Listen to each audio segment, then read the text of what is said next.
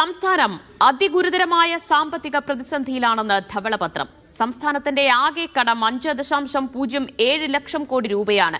Treasury പ്രതിസന്ധി രൂക്ഷമായി തുടരുന്നു. സംസ്ഥാനത്തിന്റെ നികുതി വരുമാനവും കേന്ദ്ര സഹായവും കുറഞ്ഞത് സാമ്പത്തിക സമ്മർദ്ദം വർദ്ധിപ്പിച്ചുവെന്നാണ് റിപ്പോർട്ട് സൂചിപ്പിക്കുന്നത്.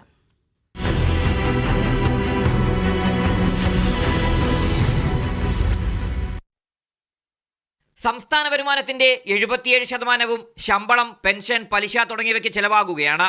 വികസന പ്രവർത്തനങ്ങൾക്കുള്ള മൂലധന ചെലവ് രാജ്യത്തെ ഏറ്റവും താഴ്ന്ന നിരക്കുകളിൽ ഒന്നാണ്. സർക്കാർ ജീവനക്കാരുടെയും പെൻഷൻകാരുടെയും DA, DR കുടിശ്ശിക ഉൾപ്പെടെ 48,733 കോടിയുടെ കുടിശ്ശിക ബാധ്യതകൾ പുതിയ സർക്കാർ ഏറ്റെടുത്തു. ഇപ്പോൾ 6,000 കോടി വരാൻ കാര്യം IGS സ്കീം സെൻട്രൽ ഗ്രാൻഡും വന്നു. പക്ഷെ മെയ് 16 ആയപ്പോഴേക്കും അത് 2,000 കോടിയായിട്ട് ചുരുങ്ങി. മെയ് 16 2,212 കോടിയായി. അപ്പോൾ ഈ പൈസ ഇപ്പോൾ വ്യാപകമായി പ്രചരിപ്പിച്ചത്, സോഷ്യൽ മീഡിയയിലെല്ലാം പ്രചരിപ്പിച്ചത് ബാക്കി പൈസ വെച്ചിട്ടാണ് ഗവൺമെന്റ് പോകുന്നത്. പൊതുമേഖലാ സ്ഥാപനങ്ങളുടെ നഷ്ടം 78,851 കോടിയായി ഉയർന്നു. KSRTC, വാട്ടർ അതോറിറ്റി തുടങ്ങിയ സ്ഥാപനങ്ങൾ വലിയ നഷ്ടത്തിലാണ്.